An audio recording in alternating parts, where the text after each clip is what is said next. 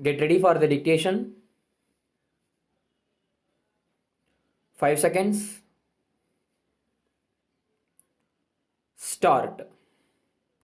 மாண்புமிகு பேரவை தலைவர் அவர்களே, இந்த அவையினில் பேச வாய்ப்பு அளித்தமைக்கு முதற்கண் எனது நன்றியை தெரிவித்துக் கொள்கிறேன். எனது தொகுதி மக்களின் சார்பாகவும் தொகுதி மேம்பாட்டுக்காகவும் பொதுவான சில பிரச்சனைகள் குறித்தும் நான் எனது கருத்துக்களை கூற விரும்புகிறேன். மக்கள் நலனில் அக்கறை கொண்டுள்ள மாண்புமிகு முதலமைச்சர் அவர்கள் அவற்றை விரைந்து முடித்திட ஆவன செய்ய வேண்டுமென்று கேட்டுக்கொள்கிறேன். மக்களின் அடிப்படை தேவைகளில் குடியிருக்க வீடு வேண்டும் என்பதும் ஒன்றாகும். குடிசை வீடுகளை அகற்றி மாடி வீடுகளாக கட்டித்தர வேண்டும் என்ற அறிஞர் அண்ணா அவர்களின் கனவு நனவாக்கப்பட்டது. ஆனால் தற்போது பல இடங்களில் அந்த மாடி வீடுகள் சற்று பழுதடைந்துள்ள நிலையில் உள்ளன. மக்கள் அங்கு வசிக்க அஞ்சும் நிலைமை உள்ளது. எனவே பழுதடைந்த வீடுகளை புதுப்பித்தோ அல்லது பழுதுகளை நீக்கியோ தர அரசு ஆவன செய்ய வேண்டுமென்று கேட்டுக்கொள்கிறேன். அவ்வாறு புதுப்பிக்கப்படும் இடத்தில் ஏற்கனவே வசித்து வந்தவர்களுக்கு மட்டுமே வீடு வழங்க வகை செய்ய வேண்டும் என்றும் கேட்டுக்கொள்கிறேன். தற்போது வாகனங்களின் எண்ணிக்கை அதிக அளவில் பெருகிவிட்டது. இளைஞர்கள் இருசக்கர வாகனம் ஓட்டும்போது அதிக வேகத்துடன் ஓட்டி செல்கின்றனர். இதனால் பல விபத்துக்கள் ஏற்படுகின்றன. விபத்துக்களின் போது தலையில் காயம் ஏற்படுவதால் பலரது உயிருக்கு ஆபத்தாக முடிகிறது. எனவே இருசக்கர வாகனம் ஓட்டுபவர்கள் தலைக்கவசம் அணிய வேண்டும் என்பதை கட்டாயமாக்க வேண்டும் என்று கேட்டுக்கொள்கிறேன். எனது தொகுதிக்குட்பட்ட பகுதியில் முக்கிய நகரங்களுக்கு செல்லும் நெடுஞ்சாலை துறையின் 4 வழிப்பாதை அமைக்கும் திட்டம் நடைபெற்று வருகிறது.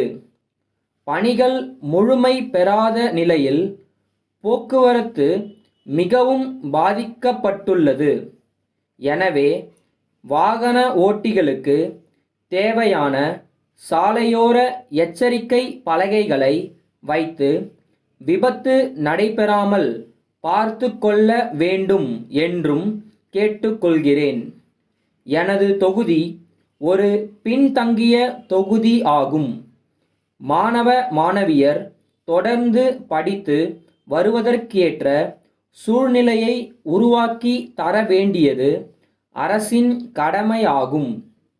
அதன் ஒரு பகுதியாக எனது தொகுதியில் மாணவ மாணவியர் மேல்நிலை பள்ளிகளில் படிப்பதற்கு வசதியாக பிற்பட்டோர் நலத்துறையின் கீழ் தங்கும் விடுதி அமைத்து கொடுத்து எனது பகுதியை சேர்ந்த மாணவ மாணவியர்கள் குறைந்தபட்சம் மேல்நிலை பள்ளி படிப்பை முடிக்கும் வகையில் அவர்களுக்கு உதவி செய்ய வேண்டும் என்று கேட்டுக்கொள்கிறேன்.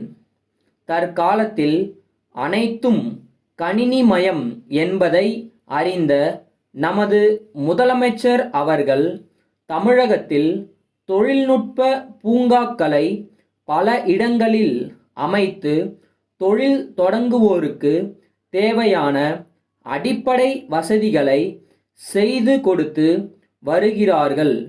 இதன் காரணமாக படித்த இளைஞர்களுக்கு வேலை வாய்ப்புகள் பெருகியுள்ளன. வெளிநாட்டிற்கு வேலை தேடி செல்ல நினைக்கும் இளைஞர்கள் அதிகமான அளவில் நமது நாட்டிலேயே வேலை வாய்ப்பினை பெற்று அவர்களது திறமையை இங்கு நிரூபிக்க வாய்ப்பு கிடைத்துள்ளது என்பது உண்மையிலேயே நாம் அனைவரும் பெருமைப்பட வேண்டிய ஒன்றாகும். கோவை சம்பங்கி மலர் விற்பனை நிலைய மேலாளர் திரு ராமன் மதுரை காவியா மலர் விற்பனை நிலையத்திற்கு எழுதிய கடிதம். அன்புடையீர், வணக்கம். கோவையிலும் அதனை சுற்றியிலும் உள்ள பகுதிகளிலும் நாங்கள் அனைத்து வகையான மலர்களை வாங்கி விற்பனை செய்து வருகிறோம். நாங்கள் நகரில் முக்கிய இடங்களில் சில்லறை விற்பனை கூடங்கள் அமைத்து அந்தந்த பகுதிகளுக்கு மொத்தமாக உதிரி பூக்களை விற்பனை செய்து வருகிறோம்.